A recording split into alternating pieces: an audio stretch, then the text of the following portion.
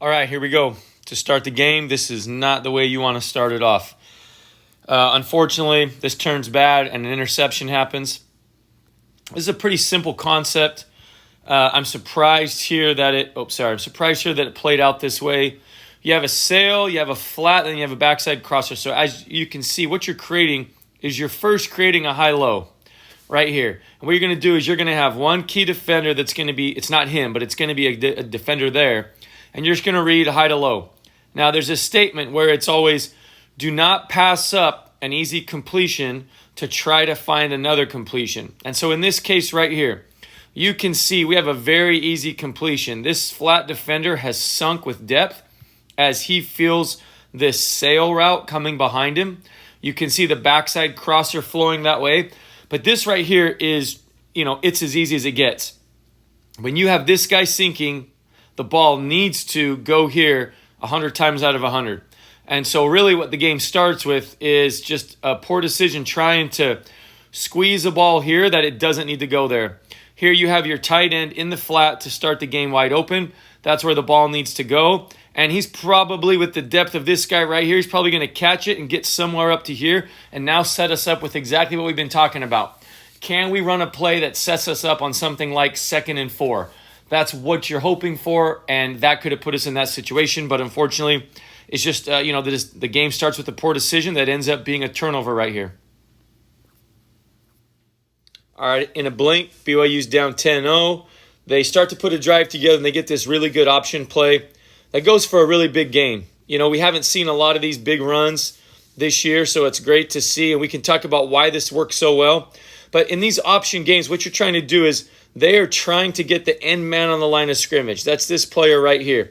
Now, because he is going to be tucked inside of our tackle can kind of arc release to get up here and to pin this outside backer. And what that does is now that puts this end man on the line of scrimmage isolated in a position. Now, what you do is this little action right here, right there by the quarterback and the running back, what that's doing is that's showing inside zone. And so what happens is this guy is going to have a rule that he's going to sit there and he's going to clamp on it. So watch. He's going to start to come up field, and then he's going to shuffle his feet down, right? And what he's doing is he's reading that inside zone, because what he's trying to do is he's trying to shuffle his feet down, not where he's fully committing on an inside zone run, which then the quarterback would keep. But what he does is he squeezes the space and he shuffles down. And by shuffling down, he's going to force the quarterback to give the ball, and then he's going to try to rally to make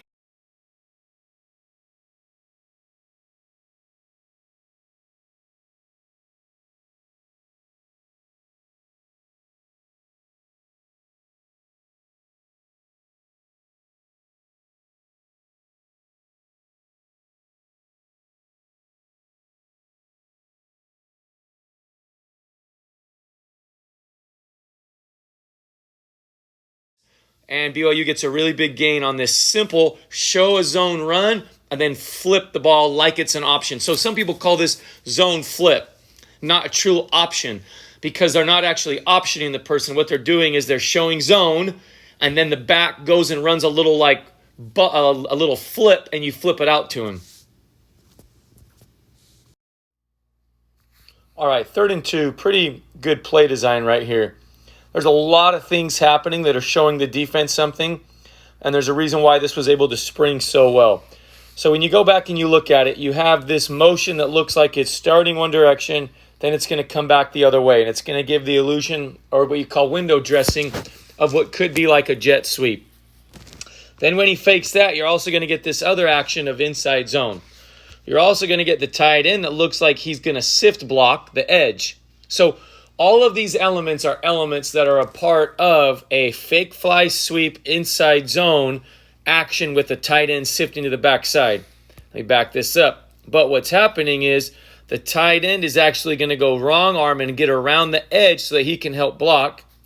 The action here by the running back, you'll see what it does to the defenders in terms of responsibilities as well as the jet sweep. So the jet sweep influence is going to be to expand here. You're going to see a commitment to run gaps by these two backers. When they commit to the run gaps on the inside zone, it gives an opportunity for the quarterback to get the edge, also because the tight end is going to help get around that edge. So what I mean by that is, watch. Here you can see as it looks like they're going to motion to the other side, you can see the backers start to shift. When he puts his foot in the ground and starts to come back the other way, they then have to hurry to get back over here because of the jet sweep. But it's not a jet sweep. You see him move right there? That little action right there by the linebackers. What I'm talking about is all of this. That's because of the potential of the jet sweep going back the other way. But then when they see inside zone, now watch them step downhill. Do you see that downhill to their gaps?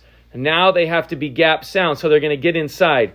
This guy right here pins himself because of how hard downhill he comes. Now, I'm not sure if this was a read right here. It very well could be, meaning once the jet sweep goes by, if there is a zone defender that comes upfield, this tight end may try to wrong arm him to get around him, but it may be a potential for a give right there. I don't know what they have called, but I know in some systems it is a read. But with nobody on the edge right here, you can see there's nobody getting upfield, and you have the tight end that is going to get around and block. You can pull it. So everybody commits right there. He pulls it. We're able to get on a block here. Now, I'm not sure if this wideout was supposed to go down with him. I think that the tight end is looking for first thing outside, and it just happens to be this corner. If this safety came down, most likely that's who the tight end's going to get right there. But the first thing he sees is the corner. So if that's the case by this wideout, this was a good job of him then looking for work. Sometimes they call this a pizza. I take your guy, so you go take my guy. Right there. They'll call that like exchanging pieces of pizza. So it's sometimes called a pizza. But here you go. And we're able to get now the edge right there. And this was a really good job of getting upfield. I just liked the play design. You had a lot of things happening right there to create linebacker movement and linebacker commitment. And it allowed the quarterback to get the edge with his tight end getting around and leading for him. All right, so here's the touchdown pass. This was in the red zone. Looks like RPO. I can't tell if it's called or if he is truly reading it. But what you can see here is that as they get on the run, you're going to notice these responsibilities here. You can see B gap, C gap, D gap run responsibilities. This is the player that floats in between, right? It's man out here, man to man on the edges. The player that floats in between, he's just looking for those RPOs. He doesn't have to commit super hard because he doesn't have the D gap responsibility. It looks like this backer does right here. So if this is a true RPO, what he's looking at is he's going to be looking at that backer, how hard he feels, knowing that he's going to be able to run that inside slant. Cool part here, there is no free safety, right? So you kind of have all of these guys here committed to the box. You have all these guys here committed to the box. I think you just have this man look on the outside. So if you feel like they are going to collapse hard on the run, you know you have nobody here that can stop this inside slant. And so here you can see them get into their gap responsibilities. You can see there's C gap. You can see he's going to fill in the D. Right there, he comes down hard in the D. And the reason is because if this running back were to cut back, he's got to be there to fill. So that's the person that steps down. And this might have been just a called where you're going to hard ride right here, flash fake. But a little bit of this looks like the back is expecting he could potentially get the football. So I'm thinking it's RPO. We pull, we have the inside slant. Nice when it was 10-0 for them to be able to pull within 3, get a drive here down the field and get some points. Unfortunate that it really was kind of the only time that happened, but good to see this take place here. All right, this is another one of those zone looks where you're showing like you're going to give zone, and you try to get that right there, that little zone look right there. And then if he starts to shuffle down, you can flip it out or you can attack. He starts attacking him. Now, this cannot happen right here. This is a full, like, he's taking the quarterback right here. And the thing that we have set up, you have running off. You have really good blocks right here. If this ball is just flipped out, this is going to go for a long ways. And so this is just a poor read right here. I mean, as you can see, we have every block. Sorry, those arrows went the wrong way. We have every block set up nicely. I mean, there is just so much space out there. And even if you look at the interior, what we got set up right here, there's just a lot of really good, and the quarterback decides to keep it right here. So you're not going to get a cleaner look than this. You're attacking a guy. He settles. This ball should automatically go out here. This is an easy one that needs to happen. That ball has to get pitched out there. You know, we get a Got a couple yard gain right here. Look really bad going down. Could have been a knee injury. And if you look at it, they're in two-man right here. He's running over the top. He's running over the top. That's why the wide receivers are running off. They don't have to block their guy. If that guy has eyes on you, run him off.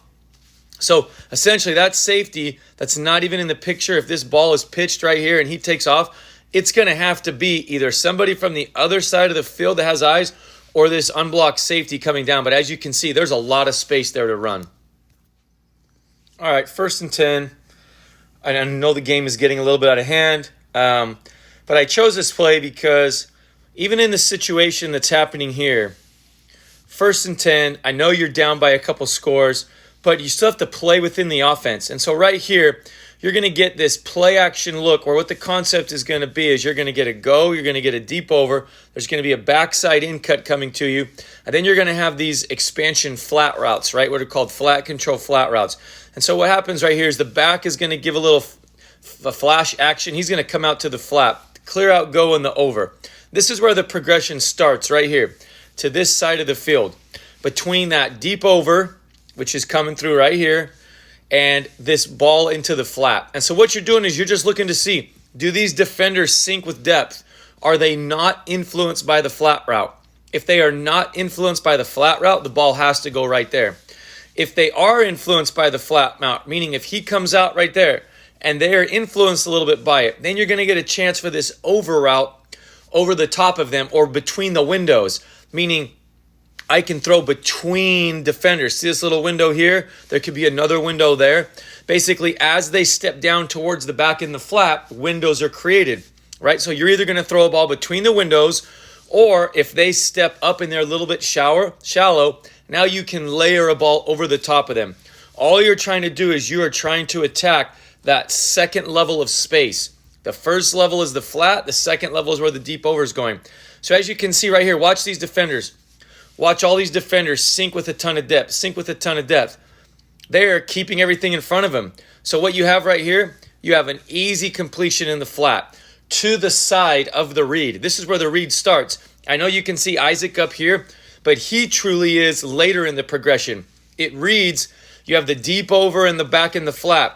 That's the first part of your progression. Then you come to the deep end. Then you would go to the flat. So Isaac is way late in the progression, but right here, to the front side of the play, you have the back in the flat right now. This ball has to be thrown. Has to be thrown. Watch when the ball is thrown in the air. You can see the depth of these defenders right here. You can see their depth. If you just give him the ball right now, you don't know how much space he's going to get, how many yards he's going to gain, or if somebody misses a tackle. So to me, I mean, we do not need to be trying to get the ball downfield right here. I'm sure they talked about this in their meeting, but when it's 1st and 10 and they sync with a ton of depth, just take it. Just take it right now and set yourself up for a good second down, but you may even get a first down right here. This ball has to go to the flat.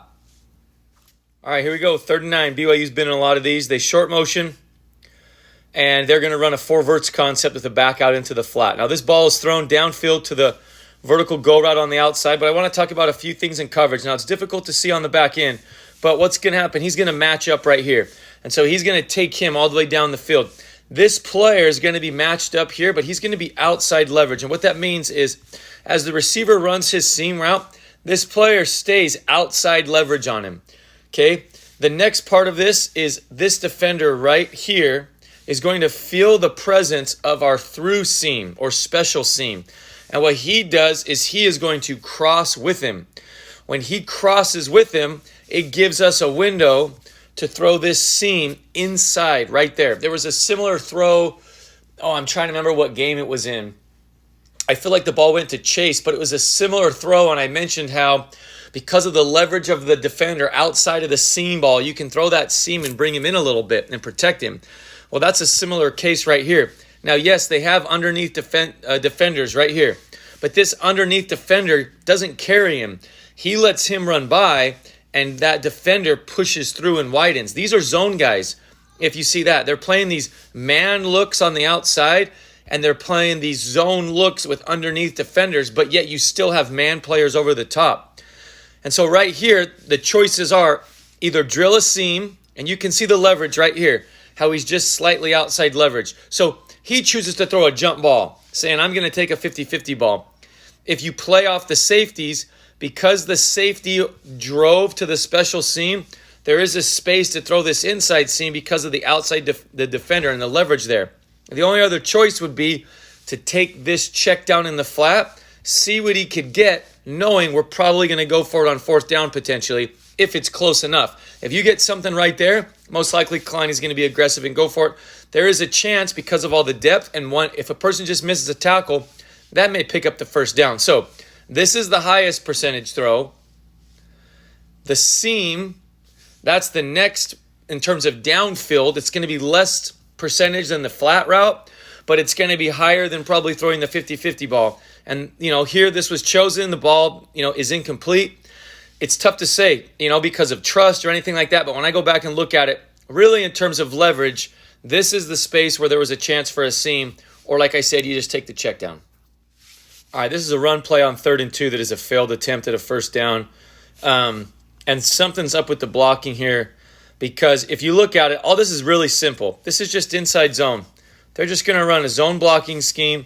The tight end is going to sift first player off the backside, and the back is going to hit it here. But what you see is this left tackle is very late to step down into that B gap. And so what he does is he loses leverage. That guy gets upfield, and then he's going to hold him. He's going to grab him by the arm and pull him down, right? Like that could have been a hold right there. And then if you look at the sift block on the opposite side, when he comes down off that edge, you have to be really tight to first thing off the edge.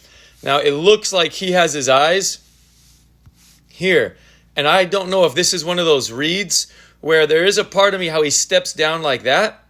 It looks like that step down might have been where I'm going to bluff like I'm going to take this guy. I'm going to go and block here so that if the quarterback reads this space right here, and as he's reading that space, if that defender crashes down, well, now the quarterback can keep it, and I'm a lead blocker. It looks like he's acting in that way, because if the quarterback does keep it, he's lead blocking. It looks like that's why he does this kind of bluff right there, and then he goes upfield. But the issue is, if the quarterback was reading, usually you read first thing off the tackle. So if he saw nobody off the tackle, so he said, I'm going to give, and then this backer now shot from depth, now that creates somebody off the tackle. So guess what? We're giving the ball right into an unblocked player crashing down. So that's why it's a failed attempt, right? There's a lot going on here, but it starts out with we're late to this B gap, and then so now we have this penetration in the backfield right here, right? And then once the penetration happens, now we have an unblocked guy that is literally screaming off that edge, and there's nothing. There's no chance there. The only thing would have been, and this is why I wonder about the scheme, if this guy walks up and we're reading him, and then if it's a pull, this is why we bluff and we have that guy out in front. So again, I'm just watching, looking, but anytime there's somebody with this much depth in the backfield, can you see that depth right there? To me, he's wanting to miss a guy, bluff a guy, and then go block out on the edge. That's the only thing that would explain that, because otherwise, if this was a true inside zone without, any chance of a read, he would be really tight, and then he'd be blowing up at first thing off that edge, and that just doesn't happen, and that's essentially the guy that beats us and stops it short. All right, 4th and 2. BYU goes with a little trickery right here. It's a play that I've seen him use before. This was a really good decision by Jake to go and get it with his legs. What you have here is you're going to see they're going to do this toss, and then they're going to throw it back to the quarterback. And what's happening is you're going to get a big vertical V route up over the top, and then you're going to get this crossing flat route. I think it was against Boise maybe, like Zach Shear. I've seen this, but basically, as you can see, he's covered up here, and downfield, the deep pylon or V route, which is about 35 yards plus down the field, that's covered up as well also. So there's nothing here. So this was a really good decision by Jake to take off with his legs and to go get the first down. All right, 1st and 10. This was a completion to Isaac. I wish that we could see this full coverage. It is a really unique coverage. I'll try to explain it right here. But basically what they're going to do is they're going to run to a 2 deep. So these two safeties, this guy's actually, I would consider him the nickel based off of where he's starting. But he's going to run to be a 2 deep safety. And then this inside player right here, you're going to see him start to come down like this. and he's actually going to carry anything vertical. So what that means is that if anybody runs vertically down the seam, he's going to run with them, which is that what happens. But as it starts to play out, you can see his eyes inside right here. He's looking so that if this player runs, he's going with him. But now here's the uniqueness of it. They bring pressure, okay? They bring these two guys off the edge. They make it a 5-man pressure, okay? So then underneath, what you're going to do is you're going to see they have a flat defender, they have a middle defender, and they have another flat defender. Okay, so it's a 2 deep, 3 under zone, but they have a guy that's carrying. So it really goes to 2 deep, 4 under, which means this is 2 deep, and then the 4 under.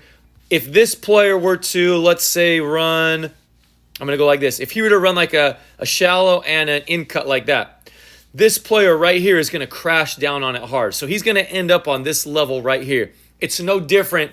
Some teams call it 2 carry. You'll have that player that on a vertical seam, he'll run through and carry it down the middle. So this is a 2 deep pressure right here that they get to a really unique way. 2 deep, 4 under. And because we run somebody down the middle of the field, they're going to protect it because of the width. Can you see the width right there that these guys are getting? They're vulnerable down the middle of the field. So because of that vulnerability, they're going to have a guy carry. If you remember against Notre Dame last year, Notre Dame ran a coverage. They were extremely vulnerable. They tried to run a little inverted cover 2. They were very vulnerable down the middle of the field. And I remember as I was making the video, I said nobody ran through to carry the middle of the field. That's why Cody was so wide open. They are protecting the middle of the field. And so what they do is they play off of the route. Based off of his route is going to tell this guy if he carries the middle or if he crashes down. So because of vertical, he carries the middle, and it's 2 deep, 4 under with 1 carry guy. This is a really good job of finding this. Underneath here, with only these many guys, you're going to have space. And so it's a really good job by Jake to pick this up. Good job by Isaac. You know, the coverage is really, really unique, and that's why I like to kind of discuss it and talk about it. But it was a solid job of finding the completion here by the guys. All right, this is a play that we end up finding Isaac late on this little what looks like scramble where he gets the ball and gets upfield. But when we back it up, I just want to talk about what sometimes happens in a game here. Sometimes when you're down 31-7, it feels like I got to find big plays. But the reality is you just have to stay within the offense. They're playing this coverage where it's basically a 2 deep coverage. They're playing man over here. They're running guys off. When you're going to run this, game where it's a route on the outside, and I like if my memory's right, I think it was a stop route, and you're running like a middle read here, and then you got a shallow coming towards it. If your eyes are starting to this side of the field, and you say no because they expand with depth, you should get right to that shallow right now. It's 1st and 10, right? And if I'm getting seam, stop route, shallow, this is easy. My eyes are out here. If I get middle open and I can rip that, I can take it. If I get a quarters look where these guys are soft, even though the middle's open, if I can throw this stop route, I'm throwing it. The only guy that can take it away is if he sinks out underneath it. Then I come right here to this shallow route. The reason I say those things is this shallow is open right there. Like we don't have any pressure in the quarterback's face, right? We're blocking up well. They expand over here to this side of the field, depth. You have this space right here, and we got a shallow coming to it. This is easy, right? If I look where Jake's eyes are, he's downfield. He's looking for a bigger play. I somehow want to find a bigger play. This is where you just have to recognize, like, I have to stay within the offense. If I stay within the offense, I get him the ball there right now. Now, we still find Isaac, but you can see how late the ball gets there, right? You can see because of the depth of these guys, they had gotten so much depth. This is a play that's made, but it can be made easier right there. Ball's already in his hands. I say no outside here. I look for the shallow. It's in his hands, and we're getting upfield. All right, here we go. We got a little trick play right here. This is what looks like a jet sweep. Use the lefty to the left side of the field to throw a big touchdown. It was cool to see Isaac get the record on this play. So here you have, all it is everybody is selling hard jet sweep, everybody. You use a lefty in this situation because he can throw it. And then what you do is you watch Isaac. He's going to make contact. He's going to get upfield. And then all he's going to do is just slips past that last guy and replace it. There is no special, here's the exact route depth or anything like that. He's just getting to that space. As all of these guys commit really hard, He's just getting to that space, and really nice throw. Good to see another touchdown for the guys. All right, we've seen this play used in college football, high school football for years. All that is there's two reads here that can happen. And so some people call it like a triple option because there's a pass to it. But basically what happens here is right here, I'm reading. I can either give the ball, or I can keep the ball myself. So usually you're reading an end man on the line of scrimmage right here. There's the end man on the line of scrimmage. So he's coming down hard. Okay, because he comes down hard, I can pull the ball. So I pull the ball. Now I'm going to attack the next defender. So normally that next defender in a 3-4 scheme would be this guy right here. Now the wide receiver, he thinks that's his guy. So he goes and blocks that guy. If he wanted to, he could go and block that person because this would be the next person that we would option off of. Let's say that the receiver went to block him and we're optioning this player. As he steps down on the quarterback run, right there, if he started to step down on the quarterback run, now when the ball gets thrown out here, now we have two blockers on those guys. So it's still executed because right here, he decides to throw it. Normally we would have a blocker there, but we have a blocker there. The ball gets thrown, and because of speed, we're still able to pick up a lot of yards. But what happens is there's one read here. That's an option.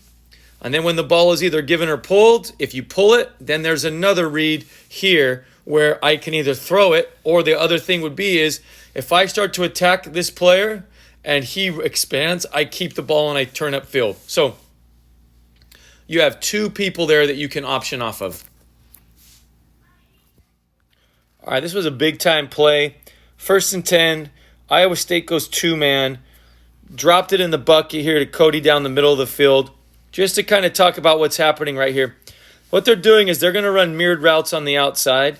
And then because the middle is open, Cody's going to take the middle, and Isaac will be on a shallow route. So the thing that's kind of unique here is that Cody slips him and goes inside. When he goes inside of him right there, this is really difficult to get a win right there, especially on time.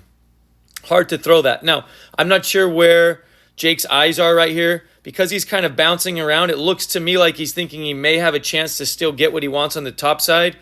Because if his eyes are on Isaac right there, you can take that. But also the other thing I don't know is he may just be feeling the middle open, and he may just say, I trust this guy. I trust Cody to beat his guy, so I'm just going to buy time. Now, look, the offensive line did a solid job here. There really isn't a need to be bouncing this direction. You can just sit right there. You can just hang right here because the way the offensive line's protecting pretty well. But now, this ball is dropped absolutely in the bucket right here. Okay, that's a great throw. This is one of the best throws I've seen Jake make on game day in his games that he's played. To see it, put his foot in the ground, and he's got a guy in his face as well, right as he throws at a guy in his face. This was a tremendous throw. Great job, big-time catch, big play like that. Obviously, we want to see that happen before the game gets to this point. But nonetheless, this was a really good. They're in two-man. He beats that nickel player, gets upfield. It's rare to win inside and still beat him. Most of the time, you're trying to give a little move and beat him on the outside, but they win nonetheless, and they find a way to make the play. All right, here's this 4th and 3. We motion across. We don't get it here, and I'll break it down here in a second. But basically, let's look at why. And look, the play call, we're selling action one way. What you're trying to do is you're trying to get movement here so that then you can turn around and win on this side of the field. So I like this little action right here. Watch how the back steps up. He's going to be to the side as if he's lead blocking. He's going to step up and he's going to work out the other direction. This, you should get a hard movement right here. One thing that happens is right as BYU starts this direction, you have the person that stays with the running back. Watch this. He's going to stay with him. So right here, he's running with the running back. He's manned up there. You have a safety over the top, and you have an extra player. This is kind of what does it. Watch right here. As BYU runs out, Isaac is going to be the late down flat. So he's going to seal that edge, and then he's going to trail. Okay, the running back is going to be out into the flat, number 1. And then you're going to have this crossing route over here that's number 2. So ideally, you want to try to get 3 into a space of 2 or 3. That would be ideal. Here, if you look at the space, you have a person running, You have a safety over the top. You have two guys there. Now, they both commit to the flat, so the actual chance to win is the down flat. But because Isaac had to carry that guy, he ends up a little bit wider. And so you look at how close he and the back are. It doesn't leave him in the little pocket, which watch, right? Here you can see where that pocket is. So if they overrun the running back and if they sink with depth on this over route, this is where the pocket is. We're just a little outside of that pocket. So look, you can't fault for where the ball went. There really wasn't any opportunity there. I mean, if he throws it to Isaac, yes, there's a little bit more of a chance maybe that he gets it there and turns up the field.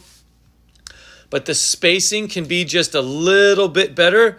But I get it, it's tough. And one of the reasons why Isaac had an outside leverage defender that pushed upfield. Let's say that he were to go inside. This is much better for Isaac because he can slam down. And then as Jake gets out on the edge, then he's going to trail late after slamming the guy down. But the guy goes outside. Isaac's trying to push him on the inside, gets him finally to the inside, but it took him all the way over here. So this is tough because his job is as soon as you get off that guy, you then are going to be a late down flat leak. And so, look, at the end of the day, there are two guys here. Nobody's on him, so you would have a better chance throwing it there. But 1, 2, 3, 4. They have 4 guys for BYU's 3. That's going to be tough. It's going to be tough. I do say that the ball should go to Isaac right there. But, man, sometimes when those guys are in your face right here, I don't know where Jake's eyes are, right? I'm not sure where Jake's eyes are, and I'm also not sure of where Isaac is kind of in Jake's vision. He may feel like he can't get the ball to Isaac because of where this guy's at, and so flipping the ball out is his best chance. There's a lot of things that happen there, but unfortunately, it's an unsuccessful 4th down attempt. All right, 3rd and 10. BYU doesn't get this here. They're covered up really well. Jake tries to scramble up in the pocket, falls down, and it's a sack. I just want to talk about what Iowa State did a lot in the 4th quarter, and that's 2-man. What that means is everybody is locked up in man coverage right here. Everybody's locked up in man coverage. And then what they do is they play 2 safeties over the top right here, splitting the field in half. And one thing that Iowa State did is they left the guy for Jake also. So what they were doing was they were bringing 3-man rushes. We're going to rush 3 guys. We're going to man up everybody. Look at this. Everybody's manned up. We're even going to have a guy that's spying your quarterback if he tries to take off and run. And we're going to have 2 safeties helping out over the top. You can see right here, we are just gloved everywhere. There is nowhere to go with the football. And so Jake's trying to do the best thing he can. He's trying to take off. And you can see right here, they have a guy that's spying for him. This happened a lot in the second half. I know this one, the footing kind of gets him. But there were a lot of plays in the 4th quarter that they went 2-man. And there really wasn't a whole lot that you could do with the football or places to go with it. This is the last play that I'm putting on here. Obviously, this was a tough game for BYU. The 4th quarter, things were out of hand. From this point on, Iowa State just played a lot of, like I said, 2-man coverage. They created another turnover. There was also some more sacks. BYU did tried to do some different things, tried to kind of like make some plays with some QB runs, Jake taking off and scrambling with the football. But for the most part, the game was pretty much done. This was obviously, like I said, a tough loss for BYU. It started out rough. It kind of continued that way, and I know that BYU's been struggling on offense. With these next couple games left, I hope that they can figure out the things that they need to do to make some adjustments to score some more points. Obviously, these next 2 games, you're going to have to score a lot of points if you want an opportunity to beat Oklahoma and Oklahoma State, especially having Oklahoma show up into town with how much they've been able to do in their quarterback, Dylan Gabriel, and then traveling on the road to Stillwater is going to be tough. So I hope that this offense can find a way to score more points, do the things that they need to do so they can become bowl eligible.